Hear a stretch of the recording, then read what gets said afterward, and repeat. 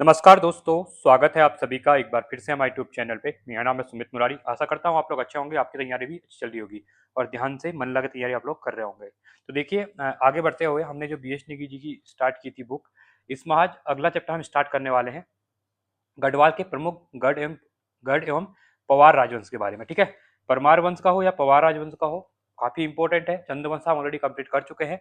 आज हमारा 8वां लेक्चर रहने वाला है जहाँ पे हम पढ़ेंगे परमार वंश के बारे में। ठीक है, ध्यान से पढ़ना, इंपॉर्टेंट स्लाइड आपके लिए बनाई हुई है, इनको भी अच्छे से रिवाइज करेंगे। साथ में जो नोट्स मैंने आपसे बताया था पहली वीडियो में कि आपको 1 A4 साइज सीट लेनी है या आपकी कोई बुक होगी, वहाँ पे शॉर्ट शॉर्ट में लिखी चाहिए। ठीक है, पूरा नहीं भरना है, मेन मेन पॉइंट लिखने हैं जो कि डायरेक्टली एग्जाम में पूछे जाते हैं। ठीक है, तो देखते हैं, ये आज पहला पार्ट रहेगा, इसके बाद एक पार्ट यहाँ पे और आने वाला है। तो आई होप आप ये सीरीज को एंजॉय कर रहे होंगे और आपके समझ में भी यहाँ पे आ रहा होगा।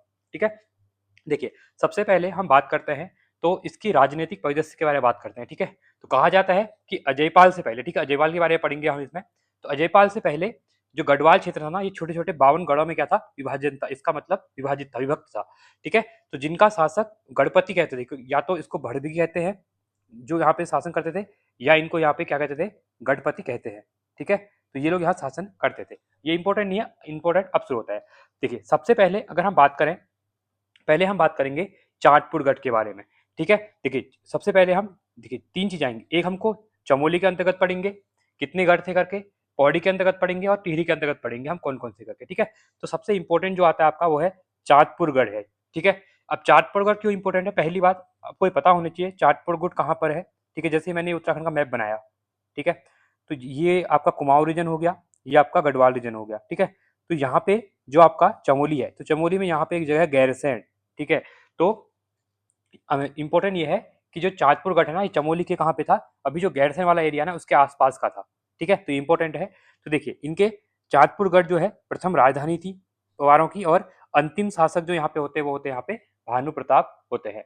ठीक है, तो इंपॉर्टेंट क्वेश्चन यहाँ पे बन सकता है। अगला है लोहावगढ़, ये नेगी जाति यहाँ पे रहती थी लोहावगढ़ के अंतर्गत। ठीक है, तो यहाँ से भी क्वेश्चन एग्जाम में पूछे जाते हैं, तो आपको ये भी पता यहाँ पे होना चाहिए। ठीक है, तो कौन सा है आपका, लोहावगढ़ है।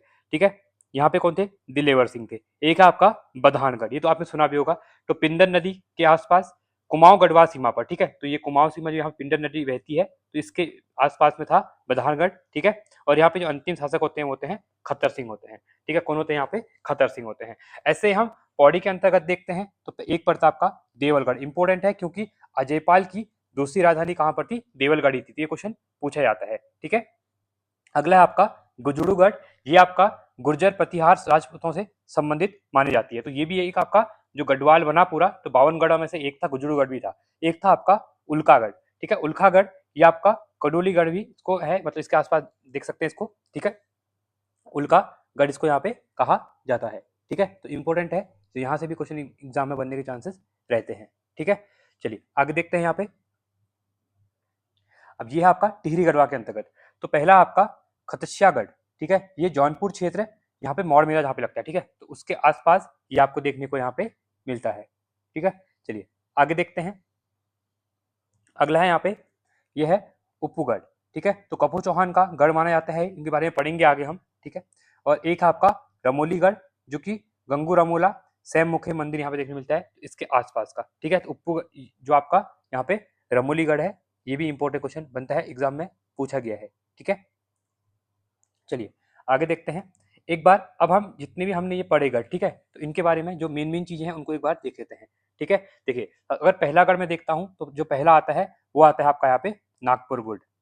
ठीक है, नागपुर गढ़ आता है। ठीक है, तो ये कहाँ पर है, नागपुर गढ़ जो है ये आपका पड़ता है आपका जौनपुर परगने के आसपास। ठीक है, जौनपुर परगना।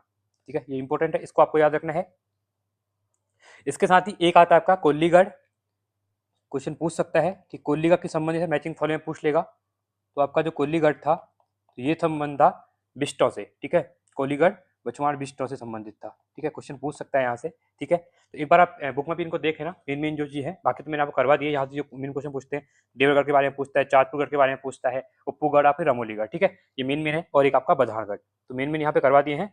बाकी आप एक बार देखें ना, इसमें और भी मेन मेन जो रहने वाले हैं। ठीक है, तो ये मिला के आपके टोटल 52 गढ़ थे, तो इनको मिला के यहाँ पे क्या बनता है, गढ़वाल बनता है पूरा। ठीक है, अब हम संस्थापकों की बात करते हैं, ठीक है। तो यहाँ पे अलग अलग चीजें आती हैं देखने को, ठीक है, क्योंकि यहाँ से क्वेश्चन चांसेस ये हैं कि ज्यादा क्वेश्चन यहाँ से बन सकते हैं, ठीक है। देखिए सबसे पहले हम संस्थापकों की बात करते हैं, ठीक है। संस्थापक कौन थे, देखिए अब यहाँ पे सबसे इंपॉर्टेंट क्वेश्चन ये बनेगा कि गढ़वाल के संस्थापक कौन थे, ठीक है। पवार वंश के संस्थापक कौन थे, तो ये थे कनकपाल, ठीक है। तो चाटपुर गढ़ जो था तो परमार वंश की यहाँ पे नींव पड़ती है, अभी हमें देखा। उसके साथ ही यहाँ पे जो परमार वंश का संस्थापक माना जाता है ना, वो आदि पुरुष किसको माना जाता है, कनकपाल को यहाँ पे क्या है माना जाता है। अब इसमें अलग अलग उत्पत्तियां हैं, तिथियां हैं, अलग अलग हिस्टोरियन जो है उन्हें अपने अलग अलग मत दिए हुए हैं। अब इनको एक बार यहाँ पे समझ लेते हैं। देखिए सबसे पहले अगर मैं कनकपाल के बारे में यहाँ बात करता हूँ, ठीक है, तो पवार वंश का जो प्राचीन अभिलेख है, ठीक है, तो उसमें इसको माना गया है 1455 के आसपास इसको माना गया है, ठीक है। तो ये राजा जगतपाल का संबंधित है, क्या है, जगतपाल का, ठीक है, जगतपाल से मिला है। और ये है कहाँ पर, ये रघुनाथ मंदिर है आपका, एक क्या है, एक आपका रघुनाथ मंदिर है, कहाँ पे, देवलगढ़ में, ठीक है, देवलगढ़ नहीं देवप्रयाग में, ठीक है। तो देवप्रयाग में आपका रघुनाथ मंदिर है। तो वहां से अभिलेख में किसका, जगतपाल का, तो उसमें हमको चीजें मिलती हैं कि इसका जो प्राचीन अभिलेख मिलता है 1455 का यहाँ पे देखने को मिलता है, ठीक है। अब इसमें अलग अलग मत हैं। कोई कहता है कि परमार राजाओं की सूची में अलग अलग सूचियां मिलती हैं, ऑब्वियसली बात है। अब कभी इसको हार्डिंग अलग बताते हैं, वैकेट अलग बताते हैं, फिर एंटिंगसन इसको अलग बात कहते हैं, ठीक है। तो एक एक करके इन चीजों के बारे में हम देखते हैं। देखिए अब पहले इतिहासकार जो होते हैं, इनका नाम है हरिकृष्ण रतूड़ी व एंटिंगसन। अब ये क्या कहते हैं, इनकी उत्पत्ति के बारे में कहते हैं कि ये धार नगरी गुजरात से आए थे करके, ठीक है। और प्रमाण साक्ष्य क्या मिलते हैं यहाँ पे, तो बद्री मंदिर की रचना शैली गुजरात के सोलंकी मंदिरों जैसी है। तो गुजरात में जो सोलंकी मंदिर है ना, तो यहाँ पे जो बद्री मंदिर है उत्तराखंड में, तो इसकी क्या है, यहाँ पे जो मंदिर शैली है ना, रचना शैली है, वो सेम दिखाई देती है। तो इसलिए कहा जाता है कि जो ये आए थे, कनकपाल जो आए थे, ये आए कहाँ से आए थे, गुजरात से आए थे करके, ठीक है। तो इनकी स्थापना मानी जाती है 888 ईस्वी के आसपास इसकी मानी जाती है। इसी में ही सेकंड में आपके देखते हैं तो पातीराम गढ़वाल इंसिडेंट मॉडर्न में, ठीक है, ये मानते हैं कि ये मालवा से आए थे, ठीक है, मालवा रीजन जो है भारत में, वहां से आए थे, क्योंकि यहाँ से इनको कुछ साहित्य उल्लेख मिले हैं। तो साहित्य लेखों के अनुसार ये माने जाते हैं कि ये मालवा से आए थे करके। अगले हैं राहुल साकत्यायन। तो ये तो इनके तो जितनी आप देखेंगे इनमें अलग ही मानते हैं हर चीज को। तो राहुल साकत्यायन व के एम मुंशी के द्वारा इनको बताया ये गुर्जर देव से आए थे करके, गुर्जर देश से आए थे। और देखिए दिग्लोरी टेंट वॉज गुर्जर में उल्लेख है, एक बुक है, तो इसमें उल्लेख है इनके बारे में। और स्थापना मानी जाती है 1490 के आसपास, ठीक है। और इनके द्वारा अजयपाल का माना है। देखिए क्वेश्चन पूछता है बहुत बार कि राहुल साकत्यायन के अनुसार वो गढ़वाल का शासक कौन, मतलब संस्थापक कौन था, तो आपको अजयपाल करना है। बाकी सबने कनकपाल को बोला है, तो ये इंपॉर्टेंट हो जाता है, ठीक है।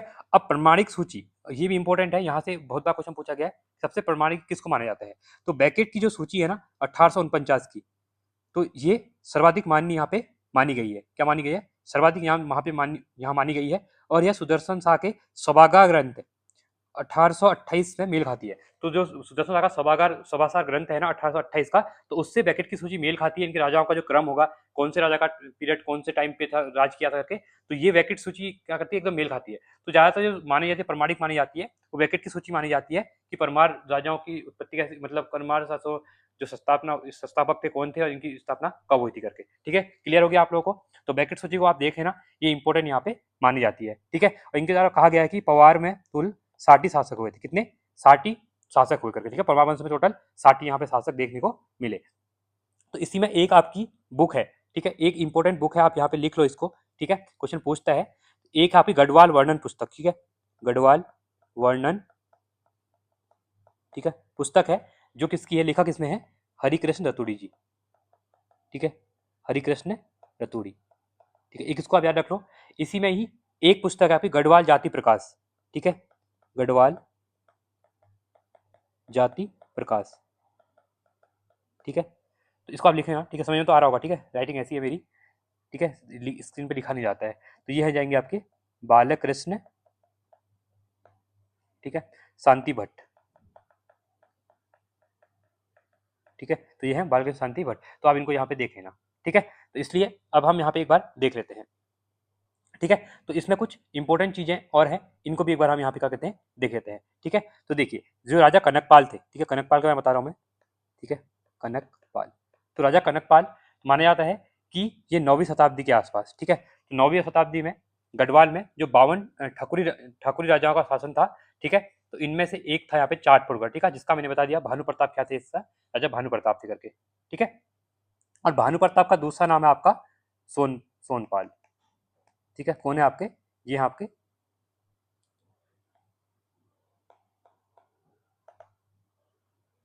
ठीक है, तो आपको यहाँ पे ध्यान देना है। तो इनका नाम है सोनपाल, इनका नाम है आपका सोनपाल। ठीक है, तो भानु प्रताप का अगला नाम क्या है यहाँ पे, सोनपाल देखने को मिलता है। ठीक है, बाकी चीजें हो गई हैं। यहाँ पे जो बताई गई थी कि हरिकृष्ण रतूड़ी और एंडीसन ने बोला कि ये कनकपाल कहाँ से आए थे, धाग नगरी गुजरात से आए थे करके, और चाँदपुरगढ़ तीर्थ पर ये लोग यहाँ पे आए थे। तो चाँदपुरगढ़ तीर्थ ना यहाँ पे आए थे, फिर यहीं रह गए। ठीक है, और ऐसे ही इंपॉर्टेंट है, कहा जाता है कि जो सोनपाल थे, तो सोनपाल के अपनी पुत्री का विवाह कनकपाल से करवा दिया था। ठीक है, और ये इंपॉर्टेंट माना जाता है। और पातीराम की एक जो सबसे इंपॉर्टेंट है, गढ़वाल एंशिएंट एंड मॉडर्न। ठीक है, याद रखना, क्वेश्चन बहुत पूछी गई है कि पातीराम ने अपनी पुस्तक जो किसका मतलब किसको यहाँ पे शासक माना है, तो कनकपाल को माना है, मालवा से आए थे, गढ़वाल एंशिएंट एंड मॉडर्न में ये लिखा हुआ है इनकी तरह। ठीक है, तो यहाँ से क्वेश्चन बनने के चांसेस रहते हैं, तो आप इसको याद रखना। चलिए, अब हम देख लेते हैं आगे अजयपाल से पूर्व शासकों के बारे में एक बार देख लेते हैं यहाँ पे। ठीक है, इंपॉर्टेंट है, कुछ इंपॉर्टेंट चीजें यहाँ पे आप लोग को यहाँ पे ध्यान देनी है। ठीक है, देखिए, अब अजयपाल से पूर्व के प्रमुख शासक और उनके साक्ष्य। अब अजयपाल से पहले एक मिलते हैं 24वें शासक, जो है कौन है 24 शासक, ये है सोमपाल। कौन है, सोनपाल यहाँ पे देखने को मिलते हैं 24वें शासक। ठीक है, तो ये इंपॉर्टेंट है। अब कहा जाता है कि ये भिलंगना घाटी में इनकी राजधानी थी करके। ठीक है, तो कहाँ पे, भिलंगना घाटी में इनकी राजधानी के बारे में यहाँ पे बोला जाता है। ठीक है, इसके साथ ही 28 शासक होते हैं आपके लखन पाल, लखनदेव पाल। 28 शासक होते हैं लखनदेव पाल होते हैं। ठीक है, और ताम्र मुर्दा प्राप्त हुई है यहाँ से। अगले आते हैं 29वें शासक, ये है अनंतपाल द्वितीय। तो इनका टाइम पीरियड 1333 के आसपास यहाँ पे बताया गया है। ठीक है, तो अनंतपाल द्वितीय के बारे में यहाँ पे, द्वितीय के बारे में यहाँ पे बताया गया है। ठीक है, तो कहा जाता है कि इनके द्वारा 21 वर्ष यहाँ पे शासन किया गया था। कितना, 21 वर्ष शासन किया गया था। तो रुद्रप्रयाग से प्राप्त धारशिल अभिलेख, तो धारशिल अभिलेख कहाँ पर है, रुद्रप्रयाग में है। कब खोजा गया है, 1994 में यहाँ पे खोजा गया था। ठीक है, अगला यहाँ पे 34वें शासक जगतपाल, इनका टाइम पीरियड 1455, हमने ऑलरेडी ऊपर पढ़ा था अब इसके बारे में। तो देवप्रयाग के रघुनाथ मंदिर में तामपत्र प्राप्त, जिसमें इन्हें रजवार कहा गया, किसको, जगतपाल को कहा गया है। तो इनका एक देवप्रयाग के रघुनाथ मंदिर में तामपत्र मिला हुआ है। ठीक है, किसका, जगतपाल का। तो यहाँ से 1455 का, तो इनको 34 शासक यहाँ पे माना जाता है। ठीक है, तो अलग अलग होते हैं, टोटल यहाँ पे कह सकते हैं कि 60 राजा होते हैं नरेंद्र, अगर हम आगे पढ़ेंगे अभी। ठीक है, टोटल 92 शासक हम 60 राजाओं के बारे में पढ़ेंगे, तो मेन मेन इसी में यही है। और सबसे ज्यादा ये कह सकते हैं कि जो शासन किया था, ठीक है, वो प्रदीप शाह ने किया था। वो हम देखेंगे, जब प्रदीप शाह को पढ़ेंगे, तो प्रदीप शाह ने यहाँ पे कहा जाता है कि 63 वर्ष यहाँ पे शासन किया था। कितना, 63 वर्ष किया था करके। ठीक है, तो ये क्वेश्चन कभी कभी ऐसे क्वेश्चन पूछ ले जाते हैं, तो आपको याद रखने हैं। और सबसे कम टाइम तक उपेंद्र शाह ने 1 वर्ष किया था। कितना, उपेंद्र शाह के द्वारा। ठीक है, नोट कर लेना, कभी क्वेश्चन यहाँ से पूछ सकता है। ठीक है, आगे देखते हैं। अब हम बात करेंगे यहाँ पे अजयपाल के बारे में। किसके बारे में बात करेंगे, अजयपाल के बारे में बात करने वाले, जो कि आपके 37वें शासक थे। ठीक है, तो यहाँ से इंपॉर्टेंट चीजें स्टार्ट होंगी। तो गढ़वाल का महान एकीकरण करता, ठीक है, एकीकरण करता, जिसने गढ़वाल का एकीकरण यहाँ पे किया गया था। ठीक है, तो ये इंपॉर्टेंट यहाँ से क्वेश्चन बन सकता है। ठीक है, तो इसको देखते हैं धीरे धीरे, इंपॉर्टेंट क्वेश्चन आपके लिए बनने वाले हैं यहाँ पे। ठीक है, सबसे पहले अजयपाल के बारे में अगर हम पढ़ते हैं, ठीक है, तो देखिए उपाधियां, पहले हम उपाधियों के बारे में पढ़ लेंगे। तो अजयपाल को कौन कौन सी उपाधियां मिली थी यहाँ पे। ठीक है, सबसे पहली उपाधि थी गढ़वाल का अशोक कहा जाता है, किसको, अजयपाल को। इसके साथ ही बिस्मार्क भी कहा जाता है और नेपोलियन भी कहा जाता है। ठीक है, बिस्मार्क और नेपोलियन दोनों किसको कहते हैं, अजयपाल को कहते हैं। सावरी ग्रंथ में इनको आदिनाथ कहा गया है, किसको, अजयपाल को। किस ग्रंथ में आदिनाथ कहा गया है अजयपाल को, ये आपके सावरी ग्रंथ में यहाँ पे कहा गया है। ठीक है, इंपॉर्टेंट है, आपको यहाँ पे याद रखना है। ये मैंने आपको बता ही दिया, 37वें शासक थे ये। ठीक है, और राहुल साकत्ययन ने इनको क्या माना है, इनका संस्थापक माना है, किसका, परमार वंश का। ठीक है, संस्थापक माना है, किसने, राहुल साकत्ययन जी ने। ठीक है, इंपॉर्टेंट है, याद रखना आप लोग। ठीक है, इसको आप लोग याद यहाँ पे रख लेना, किसको, अजयपाल को यहाँ पे माना है। ठीक है, इसके साथ ही देखिए, चलिए आगे देखते हैं। अब कहने को कहा जाता है कि इनकी सैन्य विजय के बारे में। तो 52 गढ़ों को जीतकर इनने एकीकरण किया, किसका, गढ़वाल का। और 1491 में कुमाऊं के कीर्तिचंद को बधानगढ़ में हराया था। ठीक है, किसको हराया था, कीर्तिचंद को इनके द्वारा यहाँ पे हराया गया था। कहाँ पे, बधानगढ़ में। धर्म और स्थापत्य की बात करें तो गोरखनाथ पंथ के अनुयायी थे कौन, अजयपाल। देवलगढ़ में विष्णु मंदिर की दीवार पर पद्मासन मुद्रा में चित्रित, ये इंपॉर्टेंट क्वेश्चन है। क्वेश्चन पूछता है कि जो आपका देवलगढ़ है, तो देवलगढ़ में विष्णु मंदिर की दीवार पर किसका चित्र है। ठीक है, तो पद्मासन मुद्रा में आपको अजयपाल का यहाँ पे क्या मिलेगा, एक चित्र देखने को मिलता है। कहाँ पे, देवलगढ़ के विष्णु मंदिर में। ठीक है, क्वेश्चन पूछा गया एग्जाम में।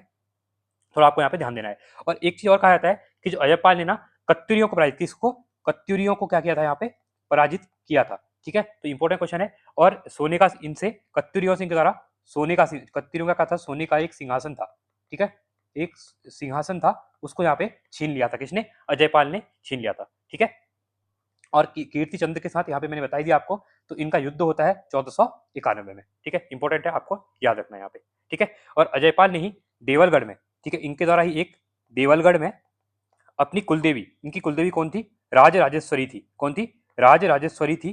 तो इनका मंदिर बनाया, मंदिर एवं यहाँ पे एक गुफा ही बनाई गया। ठीक है, गुफा का जीर्णोद्धार कराया, किसकी गुफा थी, वो थी आपकी भैरव गुफा। ठीक है, सत्यनाथ भैरव गुफा, इसका जीर्णोद्धार इनके द्वारा यहाँ पे करवाया गया था। तो ये इंपॉर्टेंट क्वेश्चन यहाँ से बन सकता है। ठीक है, साथ ही साथ इनका एक इंपॉर्टेंट चीज और आती है। ठीक है, तो अजयपाल के द्वारा 1517 में, ठीक है, ये डेट याद रखना, तो इनके द्वारा 1517 में राजधानी को देवलगढ़ सीने स्थानांतरित किया। पहले राजधानी कहाँ थी आपकी, देवलगढ़ थी, तो देवलगढ़ से इनने राजधानी कहाँ शिफ्ट कर दी है, ये कर दी है आपकी श्रीनगर। तो ये क्वेश्चन इंपॉर्टेंट बन जाएगा, कब की थी, 1517 में। ये डेट याद रखना है, डेट बहुत बार पूछी गई है। ठीक है, और श्रीनगर में ही इनके द्वारा एक काली का देवी का मठ का निर्माण करवाया। किसका, कालिका देवी मठ, तो इसकी स्थापना यहाँ पे की गई थी। ठीक है, देखिए मैं बोल भी रहा हूँ तो आप यहाँ पे लिख सकते हैं, आपको समझ में नहीं आ रहा बाई चांस यहाँ पे। ठीक है, तो आपको यहाँ पे इंपॉर्टेंट चीजें याद रखनी है। और इनके बारे में एक और कहावत है, इनके द्वारा ही अजयपाल ने, ठीक है, रसोइयों के लिए, ये क्वेश्चन पूछा जाता है। ठीक है, तो रसोइयों के लिए सरोला ब्राह्मणों की नियुक्ति की थी। किसकी, सरोला, जो ब्राह्मण थे खाना पकाने के लिए। ठीक है, सरोला ब्राह्मणों की नियुक्ति भी किसने की थी यहाँ पे, ये की थी आपकी अजयपाल के द्वारा ही यहाँ पे की गई थी। ठीक है, मेन में चीजें मैं लिखी हैं, पर जो चीजें छूटती है मैं एक्स्ट्रा एड ऑन कर रहा हूँ, तो आप भी अपने नोट्स में ऐसे ही एड ऑन करते जाएंगे। ठीक है, इसके साथ ही एक मापतोल प्रथा थी। ठीक है, एक आपकी मापतोल प्रणाली थी, जिसके कहते हैं धूलिपाथा। ठीक है, तो धूलिपाथा भी किसने चलाया था, प्रचलन अजयपाल के द्वारा ही यहाँ पे इनका प्रचलन करवाया गया था। बाकी चीजें मैंने आपको बताई दी। गढ़वाल का अशोक बिस्मार्क इनको कहा जाता है, अशोक कहा जाता है। ठीक है, ये इंपॉर्टेंट यहाँ पे, गढ़वाल का नेपोलियन भी कहते हैं। ठीक है, तो ये काफी इंपॉर्टेंट क्वेश्चन आपके लिए यहाँ पे हो जाएगा। ठीक है, आई होप आपको चीजें यहाँ से क्लियर चीजें हो रही होंगी। ठीक है, इसे एक आपका सामरी ग्रंथ है, एक यहाँ पे क्या है, सामरी ग्रंथ है। ठीक है, इसी ग्रंथ में, सामरी ग्रंथ में जो अजयपाल है ना, इनको क्या कहा गया है, आदिनाथ कहा गया है। क्या कहा गया है इनको, आदिनाथ कहा गया। किसमें, सामरी ग्रंथ में इनको क्या कहा गया यहाँ पे, आदिनाथ कहा गया है। तो इंपॉर्टेंट है, आपको यहाँ पे याद रखना।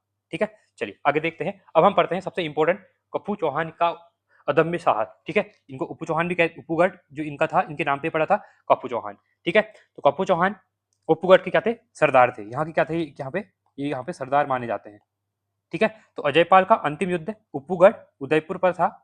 यहाँ के सरदार कप्पू चौहान ने अजयपाल की अधीनता स्वीकार करने से मना कर दिया था। तो कप्पू चौहान इतने ज्यादा साहसी थे, ठीक है, इतना ज्यादा इनमें साहस था, इनने एक अजयपाल जिसने 52 गढ़ों को एकीकरण किया था, बहुत बड़ा राजा होने के बाद भी इनकी चीजें नहीं मानी। तो इसलिए कहा जाता है, एक कहावत है यहाँ पे, आपको याद रखनी है, मैं पशुओं में सिंह और पक्षियों में गरुड़ के समान हूँ। ठीक है, ये इंपॉर्टेंट है, ये आपको याद रखना। तो कप्पू चौहान ने स्वयं के लिए कहा था, किसने कहा था, स्वयं के लिए कप्पू चौहान ने कहा था यहाँ पे कि मैं पशुओं में सिंह हूं और पक्षियों में गरुड़ के समान हूं। तो इतने बल, मतलब ये कह सकते हैं काफी ज्यादा यहाँ पे कहते साहसी थे यहाँ पे। ठीक है, तो एक चीज इंपॉर्टेंट और मानी जाती है, तो यहाँ पे कप्पू चौहान के सिर कटने के बाद भी उनके उनके धड़ से अजयपाल के सामने सिर नहीं झुकाया। मतलब ये कभी कह सकते हैं कि अजयपाल के सामने कभी झुके नहीं।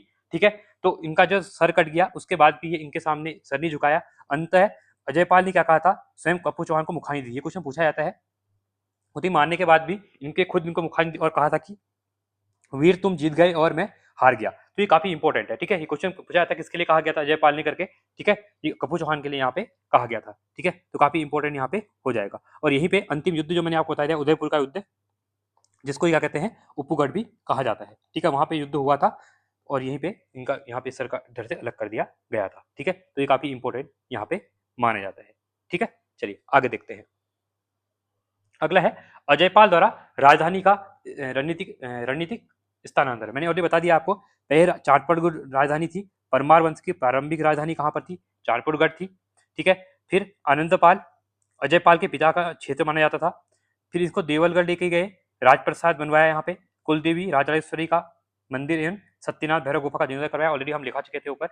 श्रीनगर की बात करूं, 1517 में यहाँ पे अंतिम राजधानी स्थानांतरण होता है और श्रीनगर में कालिका देवी मठ का निर्माण यहाँ पे करवाया जाता है। ठीक है, ऑलरेडी मैंने यहाँ पे चीजें लिख दी थी, बट जिसने यहाँ पे नोट नहीं करी, ठीक है, ये मैंने लिख दिया था यहाँ पे, आप यहाँ से चीजें नोट कर सकते हैं। यहाँ पे स्लाइड में ऑलरेडी चीजें डाली हुई है, ठीक है। सब कुछ स्लाइड में है, बट कुछ इंपोर्टेंट लिखवा दे रहा हूँ क्योंकि हम आगे पढ़ेंगे तो आपको रिकॉल हो जाएंगी चीजें, ठीक है। अब हम बात करेंगे अजयपाल के उत्तराधिकारी, कूटनीति और विस्तार युग के बारे में, ठीक है। यहाँ पे एक आते हैं आपके सहजपाल आते हैं जो कि 42वें राजा है, ठीक है। और ये क्या थे, अकबर के सॉरी अकबर के समकालीन थे, ठीक है। तो मुगल शासक अकबर के समकालीन पूछा जाता है, जैसे कुमाऊं के अंदर रुद्रचंद्र के बारे में पूछा जाता है, ठीक है। तो वैसे इनके बारे में पूछा जाता है, ठीक है। तो कौन थे करके, ये थे सहजपाल। मुख्य कार्य क्या क्या करवाया इनमें, विद्वानों को आश्रय, ठीक है, विद्वानों को इनके द्वारा आश्रय दिया गया।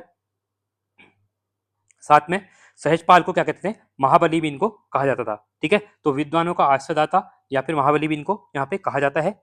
और ये इनकी एक मेधाकर शर्मा है, ठीक है, मेधाकर शर्मा तो द्वारा रचित रामायण इनकी इनके द्वारा एक लिखी थी, रामायण प्रदीप करके, ठीक है। रामायण प्रदीप में सहजपाल को इनके द्वारा क्या कहा गया, महाबली एवं यहाँ पे क्या कहा, विद्वानों का आश्रयदाता भी यहाँ पे कहा गया है, किसने, मेधाकर शर्मा ने, ठीक है। याद रखना, काफी इंपॉर्टेंट यहाँ पे बन जाता है, ठीक है। अगले आते हैं यहाँ पे बलभद्र शाह जो कि 43वें राजा यहाँ पे माने जाते हैं, ठीक है। देखिए उपाधि की बात करूं यहाँ पे, तो शाह उपाधि धारण करने वाले प्रथम लोधी वंश से प्राप्त, ये अभी इसमें कुछ क्लियर नहीं है कि किसने शाह लगाना स्टार्ट किया था, किसने दी थी, पर जितना चीजें लिखी हुई हैं तो कहा जाता है सबसे पहले शाह लगाने बलभद्र शाह ने स्टार्ट किया था, ठीक है। और पर यहाँ पे एक चीज ये भी है, कहा जाता है कि उपाधि धारण कर कल्याण शाह जो थे ना, कल्याण शाह ने भी यहाँ पे शाह लगाना शुरू किया था, बट मेन जो माना जाता है वो बलभद्र शाह से स्टार्ट मानी जाती है, ठीक है। और कहा जाता है कि अब इसमें इसमें अलग अलग चीजें लिखी हुई हैं, कोई कहता है कि औरंगजेब ने इनको उपाधि दी थी, ठीक है, कोई कहता है कि इनके लोधी वंश ने उपाधि दी थी, इसमें अलग अलग गिनतियां हैं, ठीक है। तो भक्त दर्शन कहते हैं, ठीक है, कि इनकी जो परमारा को जो शाह की उपाधि दी वो औरंगजेब ने दी करके, ठीक है, ऐसा कहा जाता है। तो आपको ये भी याद रखना है, भक्त दर्शन के अकॉर्डिंग शाह की उपाधि औरंगजेब ने दी थी, बट और वैसे देखा जाए तो कहा जाता है कि बलभद्र शाह ने स्टार्ट किया, पहले राजा यही थे और लोधी वंश से इनको मिली हुई है, ठीक है। विवाद है इसके ऊपर, पर हमको दोनों चीजें पढ़नी है, एग्जाम में जो भी पूछे हमको ठीक यहाँ पे कर देना है, ठीक है। तो अलग अलग तर्क हैं इसमें। तो बलभद्र शाह के बाद क्रम से कह सकते हैं कि उपाधि लगाना शुरू हो गया शाह शाह। देखिए इससे पहले अजयपाल, जगतपाल, सहजपाल था, अब देखिए शाह लगाना स्टार्ट हो गया है यहाँ पे, ठीक है। तो आपको डायरेक्ट याद रखना है बलभद्र शाह के बाद ही स्टार्ट होता है और 43 राजा यहाँ पे थे करके, क्लियर है ना। चलिए आगे देखते हैं। तो यहाँ पे रखना लोधी वंश में पूछेगा किसने, तो बहलोल लोधी, अब इसको भी याद रख लो, ठीक है। तो बहलोल लोधी इसको आप याद रख लो, या औरंगजेब भक्त के अकॉर्डिंग, अगर भक्त के अकॉर्डिंग नहीं आएगा तो बहलोल लोधी आपको लोधी वंश यहाँ पे याद रखना है, ठीक है। चलिए आगे देखते हैं। और एक चीज इसमें और कहा जाता है कि बलभद्र शाह को जो कवि देवराज थे, ठीक है, कवि देवराज जो थे इनके द्वारा ही कहा जाता है कि बलभद्र शाह की तुलना भीम से की गई थी, इससे भीम से तुलना की गई थी इसकी, बलभद्र शाह की, ठीक है। चलिए आगे देखते हैं। और इसमें एक चीज और देखने को मिलती है, जो आपके बलभद्र शाह थे, ठीक है, तो बलभद्र शाह के टाइम से ही यहाँ पे राजदूत भेजने की प्रथा शुरू हुई थी, कितनी, राजदूत भेजने की जो प्रथा हुई थी स्टार्ट, वो यहीं से हुई थी, ठीक है। तो ये काफी इंपॉर्टेंट हो जाता है। और 1581 के आसपास, ठीक है, आगे हम देखेंगे। तो 1581 में क्या होती है, यहाँ पे आपका ग्वालदम का युद्ध भी होता है, ग्वालदम का युद्ध होता है जो रुद्रचंद्र और बलभद्र शाह के बीच में देखने को मिलता है, ठीक है। आगे देखेंगे, स्लाइड में लिखी हुई है, पर पहले हम चीजें देख लेते हैं, ठीक है। अगले आते हैं मानसा। मानसा यहाँ पे क्या थे, ये थे 44वें राजा थे, ठीक है। मानसा क्या थे आपके, ये 44वें राजा थे, ठीक है। और इनको ही बलभद्र शाह का उत्तराधिकारी यहाँ पे माना जाता है, ठीक है। और मानसा के द्वारा ही, ठीक है, जो मानसा है इनके द्वारा ही देवप्रयाग में एक मानसा के एक देवप्रयाग में लेक है, ठीक है, एक लेक है जो कि आपका क्षेत्रपाल, ठीक है, क्षेत्रपाल मंदिर, और दूसरा आपका एक आता है रघुनाथ मंदिर। तो यहाँ पे क्या है, लेक देखने को मिलते हैं मानसा के, ठीक है। ये भी अकबर एवं जहांगीर के समकालीन थे। विजय की बात करूं तो लक्ष्मी चंद्र को 7 बार हराया, और दापा जो तिब्बत पर युद्ध किया तो वहां भी इन्हें विजय प्राप्त की, तो ये काफी इंपॉर्टेंट है। तो मानसा का युद्ध होता है लक्ष्मी चंद्र के साथ, तो 7 बार लक्ष्मी चंद्र को यहाँ पे हराया था, ठीक है। और दाफा तिब्बत पर इनने भी क्या की थी, यहाँ पे विजय प्राप्त की थी। तो ये काफी इंपॉर्टेंट देखने को मिलता है। और भद्रदत्त पांडे जी कहते हैं कि जो मानसा है, ठीक है, तो मानसा जो इनके मानसा इनके सेनापति कौन थे, तो इनके सेनापति नंदी थे। कौन थे आपके? इनके सेनापति नंदी थे करके, इसके मानसा के। ठीक है, इंपॉर्टेंट है। हाँ, खासकर ये वाला क्वेश्चन पूछता है दाफा विजय के बारे में। तो मानसांग ने पश्चिम तिब्बत पर जो दाफा प्रांत है वहां पे, ठीक है, तो उसमें हमला किया था, उसमें अटैक किया था और वहां पे ये जीत गए थे। ठीक है, तो काफी इंपॉर्टेंट यहाँ पे मांगा जाता है। और कर के रूप में, ठीक है, तो कर के रूप में इनके द्वारा 4 सींग वाला एक मेढ़ा देता था। ठीक है, तो तिब्बत वाले इसको क्या कहते हैं यहाँ पे? कर के रूप में यहाँ पे 4 सींग वाला क्या कहते हैं? मेढ़ा देता था। ठीक है, चलिए आगे देखते हैं। नहीं, कहीं ना कहीं ना आपको चीजें रिलेट हो रही होंगी। ठीक है, अब जब चौसिंगा खाड़ू की हम बात करेंगे, नंदा देवी राज्य ज्यादा चलती है, तो होने को तो वो पहले से चल रही है काफी ज्यादा, रणमाकुर पहले चला रहे हैं उसको। ठीक है, बट कहीं ना कहीं अब देखिए मेढ़ा देने की प्रथा यहाँ स्टार्ट हो गई है। और अभी भी हम मध्य हिमालय में जब जाते हैं, देखिए थोड़ा कंट्रोवर्सी चीजें बनना, बट कहीं ना कहीं आप रिलेट करते हैं ना चीजों को, तो कहीं ना कहीं ये चीजें बनती है। ठीक है, कि दाफा प्रांत से अभी भी जब आप देखिए नंदा राजा होती है, तो हिमालय पे ले जाके छोड़ दिया जाता है उसको, चौसिंगा खाड़ू को। ठीक है, तो चीजें हैं, बट ये चीजें में जितनी चीजें क्लियर होती रहती हैं आगे बढ़ती रहती है। ठीक है, तो ये इंपॉर्टेंट है, आपको यहाँ पे याद रखना, मतलब याद करने के लिए कह रहा हूं मैं, तो ऐसे आप याद यहाँ पे कर सकते हैं। ठीक है, चलिए आगे देखते हैं। अब आता है यहाँ पे, हम बात करेंगे श्याम शाह के बारे में, जो कि कहते हैं 45वें राजा थे। ठीक है, तो ये जहांगीर के समकालीन, तो भेंट का यहाँ पे श्याम शाह और जहांगीर की भेंट का वर्णन भी यहाँ पे देखने को मिलता है यहाँ पे। ठीक है, तो 45 साल तक है, जहांगीर नामा में इनकी जानकारी मिलती है। ठीक है, तो जहांगीर नामा में श्याम शाह का उल्लेख भी देखने को मिलता है। ठीक है, तो कहा जाता है कि मुगल दरबार श्रीनगर जो शासक थे, ठीक है, श्याम शाह, तो श्याम शाह को घोड़े व हाथी वगैरह स्वरूप में दान में यहाँ पे दिए थे करके। ठीक है, प्रथम शासक जिसका चित्र मिलता है, ये भी इंपॉर्टेंट है, सती प्रथा का उल्लेख भी है। कहा जाता है कि श्याम शाह हैं, इनकी 60 रानियां थी करके। ठीक है, ऐसा कहा जाता है, ये काफी इंपॉर्टेंट यहाँ पे है यहाँ पे, क्योंकि इनके लिए कुछ इंपॉर्टेंट चीजें भी हैं। मैं यहाँ पे चीजें लिख दूंगा। ठीक है, क्योंकि इसको इरेज करूंगा, उसके बाद आपको लिख दूंगा, क्योंकि यहाँ पे पादरी एजवेडा के बारे में भी आपने सुना होगा कभी ना कहीं, तो इनकी 60 रानियां सती हो गई थी करके, मतलब। ठीक है, तो ये कितना सच है? इनका जो अंतिम संस्कार इनके द्वारा यहाँ पे देखा गया था जब ये तिब्बत की यात्रा पे जा रहे थे। ठीक है, अगर आपने डिटेल में हिस्ट्री को पढ़ा होगा, ठीक है, इससे पहले, तो आपने इन चीजों को कहीं ना कहीं आप रिलेट कर रहे होंगे। ठीक है, तो कहा जाता है, ठीक है, कहा जाता है कि इनकी 60 रानियां जो थी वो यहाँ पे क्या होगी? सती हो गई थी। ठीक है, तो श्याम शाह थे, इनके जो कवि थे। ठीक है, तो श्याम शाह के राजकवि थे वो शंकर देव थे। कौन थे आपके? शंकर देव। शंकर देव क्या थे? इनके राजकवि थे। ठीक है, आई होप आपको चीजें याद हो रही होंगी। ठीक है, और इन्होंने ही क्या क्या था? वास्तु शिरोमणि ग्रंथ की क्या की थी? रचना भी की थी। वास्तु शिरोमणि ग्रंथ की रचना भी इनके द्वारा यहाँ पे की गई थी। ठीक है, और श्याम शाह के द्वारा ही क्या किया गया था? श्रीनगर में एक श्याम शाही, इनके नाम से लग रहा है, श्याम शाही बागान बनवाया था। और श्याम शाह को क्या कहते हैं? एक देखिए, एक चीज याद रखना, श्याम शाह को ना विलासी राजा कहते हैं। देखिए, क्योंकि इनकी 60 रानियां हैं, देखिए कहीं ना कहीं विलासता वाले होंगे। ठीक है, तो 60 रानियों का उल्लेख मिल रहा है, तो ये विलासी राजा भी इनको कहा जाता है।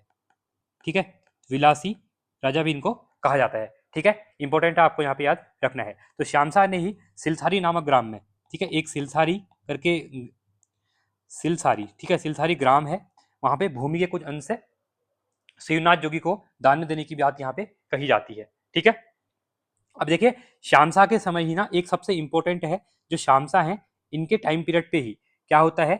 जेसुएट पादरी, ठीक है, एक थे आपके जेसुएट पादरी, ठीक है, या फिर इनको कहते हैं अंतोनिया, अंतोनिया दे आंद्राद्रे। ठीक है, तो ये इसके समय ही, श्याम शाह के समय ही क्या आए थे? श्रीनगर आए हुए थे। ठीक है, तो इनके द्वारा 1624 के आसपास तिब्बत की यात्रा की गई। ठीक है, तो तिब्बत की यात्रा में रास्ते, मतलब इनके द्वारा ही एंटोनियो गढ़वाल के रास्ते तिब्बत गए थे। ठीक, क्या गए थे? तिब्बत यहाँ पे गए थे, तो इनने इनके बारे में यहाँ पे लिखा हुआ है। ठीक है, तो ये काफी इंपॉर्टेंट यहाँ पे माना जाता है। ठीक है, तो इनके द्वारा ये लिखा गया है कि इनके द्वारा ही किसी एक गढ़ नरेश का, ठीक है, तो गढ़ नरेश का दाह संस्कार देखा था करके। ठीक है, इनका किसी का दाह संस्कार, तो माना जाता है कि जो दाह, क्योंकि इनके टाइम पे आए थे, तो इनके टाइम पे आए थे, तो कहा जाता है कि शाहशाही का ही क्या हो सकता है, यहाँ पे इनके द्वारा ही दिखा गया होगा 1631 के आसपास। ठीक है, अंतिम संस्कार किसका? श्याम शाह का ही देखा गया था करके। ठीक है, इंपॉर्टेंट है, आपको यहाँ पे याद रखना है यहाँ पे। ठीक है, अब हम बात करेंगे बलभद्र शाह, शाह की उपाधि के संघर्ष बारे में। देखिए, अलग अलग चीजें हैं। देखिए, उपाधि का इतिहास, देखिए सबसे पहले हम बात करेंगे पालों के बारे में। तो अन्य नाम बलराम दुलाराम बहादुर शाह। ठीक है, शाह की उपाधि प्रथम शासक जिसने अपने नाम के आगे शाह लगवाया, बलभद्र शाह के बारे में बात करेंगे। मान्यता है कि यह उपाधि लोधी वंश के बहलो लोधी ने दी थी, क्योंकि ऑलरेडी हम देख चुके हैं ऊपर, जबकि भक्त दर्शन मानते हैं कि औरंगजेब ने इनको ये दी थी करके, जो कि तर्कसंगत नहीं है। ये वाली तर्कसंगत नहीं मानी जाती है, ठीक है। बहलो लोधी वाली क्या है, सच मानी जाती है, बट आपको दोनों याद रखने हैं, कहीं से भी क्वेश्चन पूछ सकता है। ग्वालदम का युद्ध होता है 1581 में, बलभद्र शाह गढ़वाल और रुद्रचंद्र कुमाऊं के बीच में। परिणाम क्या होता है, रुद्रचंद्र की यहाँ पे पराजय हो जाती है, उनका सेनापति पुरुषोत्तम पंत मारा जाता है। ये क्वेश्चन बहुत बार इंपॉर्टेंट है, पूछा जाता है, अभी आपके वीडियो के एग्जाम में पूछा गया था पुरुषोत्तम पंत के बारे में। तो देखिए, जो ग्वालदम का युद्ध होता है ना आपका 1581 में, इसके बीच में होता है बलभद्र शाह और रुद्रचंद्र के बीच में होता है। तो इसमें क्या होता है, रुद्रचंद्र पराजित हो जाते हैं, गढ़वाल के साथ साथ जीत जाते हैं बलभद्र शाह। इसमें ही पुरुषोत्तम पंत, जो कि कौन थे, सेनापति थे किसके, रुद्रचंद्र के, इनकी यहाँ पे मृत्यु हो जाती है, ठीक है। राजदूत भेजने की प्रथा भी शुरू हुई थी बलभद्र शाह के टाइम पे भी, ऑलरेडी हम लिख चुके थे ऊपर, बट यहाँ पे चीजें लिखी हुई है डिटेल में, तो इनको भी आपका रिवीजन यहाँ पे हो रहा होगा, ठीक है। अब आते हैं राजा मानसा के बारे में, ठीक है। इनके बारे में हमें देख रहे थे, मानसा के बारे में हमने अभी पढ़ा था थोड़ा बहुत, फिर भी एक बार देखे थे, क्योंकि मैंने बता दिया था कि यहाँ पे पादरी आए थे, इनके द्वारा इनकी 60 रानियां थी, सती हो गई थी, ठीक है, विलासी राजा थे, और इनका दाह संस्कार भी 1631 के अंतर्गत देखा गया था। बट इसमें किद्वंतियां अलग अलग, क्योंकि यहाँ कहीं पे टाइम पीरियड का कम लिखा जाता है, क्योंकि 1631-24 के आसपास तिब्बत की यात्रा पे गए थे वो, ठीक है। बट यहाँ पे इनका टाइम पीरियड 1611 तक माना जाता है, पर कहीं ना कहीं ये थोड़ा वो डेट में ऊपर नीचे है, पर आपको ऐसे याद रखना है यहाँ पे, ठीक है। शौर्य और साहित्य का स्वर्णकाल माना जाता है मानसा के टाइम को। देखिए, सैन्य अभियान की बात करूं, मिलिट्री की बात करूं, तो चंद्र शासक लक्ष्मी चंद्र को 7 बार पराजित किया था। सेनापति कौन थे इनके, नंदी थे। किसके यहाँ पे बात कर रहे हैं, हम मानसा की बात कर रहे हैं। पश्चिमी तिब्बत के दापा प्रांत पर विजय प्राप्त की थी, और वहां के शासक से सवा शेर सोना व 4 सींग वाला मेढक के रूप में लिया जाता था, ठीक है। विदेशी यात्रियों की बात करूं, तो विलियम फिंच व फॉरेस्टर ने गढ़वाल की स्मृति सोने के बर्तनों का जिक्र। देखिए, अब एक चीज इंपॉर्टेंट है, कहा जाता है कि जो मानसा थे ना, इनके टाइम पे ना गढ़वाल में जो खाना, राजा जो खाना खाते थे, वो सोने के बर्तनों में खाना खाते थे करके, ठीक है। बट ये कितना सच है कितना झूठ नहीं, इसमें अलग अलग कहानियां हैं। जब मुगल दरबार में भी ये जाते हैं, तो मुगल दरबार में भी ऐसी कहावत चलती है कि इतने ज्यादा धनवान है, इतने ज्यादा समृद्ध हैं गढ़वाल के शासक जो है, परिवार शासक, वो एक बार जिस थाली में खाते सोने की, दोबारा उस थाली को फेंक देते हैं, ठीक है। और ये तो आप पता नहीं कितना सच है कितना झूठ है, बट ऐसी कहावत चलती थी, और इसमें लिखा भी गया है, विलियम फिंच ऑफ फॉरेस्टर में गढ़वाल की समृद्धि में सोने के बर्तनों के बारे में यहाँ पे उल्लेख किया हुआ है, ठीक है। क्योंकि ये बहुत क्या था कि समृद्ध राज्य वहां पे उस टाइम पे माना जाता था यहाँ पे। साहित्य संरक्षण की बात करूं, लिटरेचर की बात करूं, तो दरबारी कवि भरत ने मानवोदय काव्य की रचना किस भाषा में की है, मानवोदय का संस्कृत भाषा में, ठीक है। मानवोदय काव्य में मानसा की तुलना सूर्य, तेजस्वी व राजा बलि, दानवान के रूप में की गई है, ठीक है। दानवान भी थे, बहुत तेजस्वी थे, अच्छे थे, ठीक है। कवि भरत को जहांगीर ने ज्योतिराय की उपाधि दी थी। किसने दी, क्वेश्चन पूछेगा, ठीक है। ये दी थी जहांगीर के द्वारा, क्योंकि इनका जो टाइम पीरियड है महा, ये मानसा का, वो आपका किसके, जहांगीर के टाइम पे ही है करके, ठीक है। क्लियर है आप लोगों को।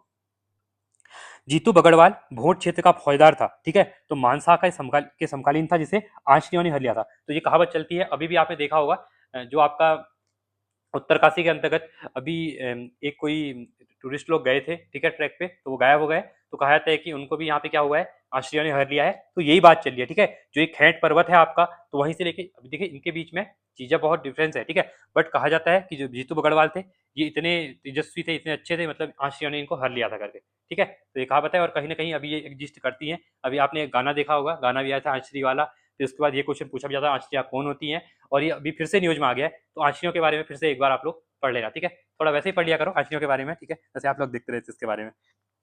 चलिए आगे देखते हैं हम राजा शामशाह के बारे में। देखिए, जो मैंने ऊपर चीजें पढ़ाई ना, ये आपका एक क्या था, ओवरव्यू टाइप था। बट अब यहाँ पे हम जो पढ़ रहे हैं ना, एक एक डिटेल में पढ़े इनके बारे में, ठीक है। देखिए, राजा शामशाह की बात करूं, 1611 से 1630 के बीच कूटनीति और स्थापत्य की बात करेंगे, तो मुगल और यूरोपियन संपर्क, क्योंकि देखिए अब 1600 के आसपास क्या है, यूरोपियन भी आ चुके हैं यहाँ पे। जहांगीर से इनके द्वारा भेंट की गई मुगल दरबार में। जहांगीर ने घोड़े व हाथी उपहार स्वरूप दिए थे, किसको, यहाँ पे शामशाह को। और जहांगीरनामा जो है उसमें भी उल्लेख मिलता है किस राजा का, शामशाह का। तो आपको याद यहाँ पे रखना है। 1624 में जेसुएट पादरी अंतोनियो ने अनाद्रे श्रीनगर आया और यहाँ से तिब्बत गया, और 1631 में एजवेडो की यात्रा की, ठीक है। ये भी आपको याद रखना है। और यहाँ पे मैंने आपको बताया इनके बारे में, कहा जाता है कि इनके द्वारा जो इनका अंतिम संस्कार वो देखा गया और इसमें वर्णन किया गया करके, ठीक है। स्थापत्य और संस्कृति की बात करें, तो राजगुरु कवि शंकरदेव ने वास्तु शिरोमणि ग्रंथ की रचना की थी। श्रीनगर में शामशाही बागानों का निर्माण किया गया। 1625 में केशवराय मठ की स्थापना की गई। महिपत सारा देखिए, स्टार्ट किसने किया, केशवराय मठ की स्थापना ये की आपकी शामशाह के द्वारा, और महिपत शाह द्वारा इसका पूर्ण किया गया, ठीक है, पूरा किया गया इसको। सती प्रथा का प्रमाण मिलता है, और कहा जाता है कि यहाँ पे 60 रानियां सती हुई थी, और इसलिए इनको विलासी, मतलब इसलिए नहीं कहते, इनको विलासी राजा भी यहाँ पे कहा जाता है। ठीक है, क्लियर होगी चीजें, आपको याद हो रही होंगी। ठीक है, चलिए अब आप जब पीडीएफ जाके आप बुक जाके पढ़ेंगे ना, तो आपको ये स्टोरी जो मैंने बढ़ाई सुन के, देखिए कभी क्या होता है ना, खुद से पढ़ा हुआ तो सुना हुआ चीजें याद हो जाती है। ठीक है, निष्कर्ष की बात करते हैं तो 52 गढ़ों में से एक सुदर्शन साम्राज्य की तक की यात्रा हमने देखी। देखिए आज हमने यहाँ पे जो पढ़ा हुआ है शांता तक पढ़ा है। अगली वीडियो में अब हम क्या करेंगे, महिपत शाह से लेके पृथ्वीपति शाह, फतेह शाह, इन सब के बारे में पढ़ेंगे, कर्णापति के बारे में। ठीक है, सब पढ़ेंगे। ऐसे में 3 पार्ट में, एक वीडियो में हम पढ़ेंगे सुदर्शन शाह के बारे में, भवानी शाह के बारे में, प्रताप शाह के बारे में। ठीक है, और नरेंद्र शाह के बारे में, और मानवेंद्र शाह के बारे में, कीर्ति शाह के बारे में। ठीक है, देखिए विखंडन की उत्पत्ति, फ्रेगमेंटेशन ऑफ जेनेसिस की बात करूं तो 52 स्वतंत्र ठकुरी राजा कनकपाल 1888 में स्थापना करते हैं, और चांदपुर गढ़ में प्रभावंश की मतलब क्या करते हैं, यहाँ पे स्थापना करते हैं। ठीक है, कंसोलिडेशन की बात करें, एकीकरण की बात करते हैं तो अजयपाल ने 37 शासक जो थे इनके द्वारा 52 गढ़ों का विजय किया, गढ़ों को विजय किया, और देवलगढ़ व श्रीनगर में सत्ता का केंद्रीकरण पर धूली प्रथा जैसे प्रशासनिक सुधार किए। धूली प्रथा का सरोला ब्राह्मण खाना पकाने के लिए इनकी की गई। ठीक है, धूली प्रथा माप तोल की शुरू की गई। राजधानी श्रीनगर स्थापित की गई 1577 में। ठीक है, याद रखना, इसको डेट याद है, इंपॉर्टेंट है। कूटनीति विस्तार की बात करें, डिप्लोमेसी और एक्सपांशन की बात करते हैं तो मानसा व शामसा का युग माना जाता है मेन, जहां पे इनने युद्ध लड़े। कुमाऊं पर तिब्बत, दापा पर विजय, देखिए हमने पढ़ा था अभी इनके बारे में। मुगलों पर अकबर जहांगीर, जो मुगल थे अकबर और जहांगीर के टाइम पे कि समानता के आधार पर कूटनीति संबंध स्थापित किए। साहित्य का चरम विकास यहाँ पे देखने को मिलता है। तो ये हम चीजें पढ़ चुके हैं, तो आपको यहाँ से चीजें याद भी हो रही होगी। तो आज के इतना ही रखते हैं। ठीक है, आई होप आपको चीजें समझ में आ रही होंगी, आपको चीज याद हो रही होंगी। वीडियो अच्छी लगी तो वीडियो को लाइक करेंगे आप लोग, चैनल को सब्सक्राइब करेंगे, और दोस्तों के साथ वीडियो को शेयर भी करेंगे। ठीक है, तो आज के लिए इतना ही रखते हैं। Thanks for watching. जय हिंद, वंदे मातरम।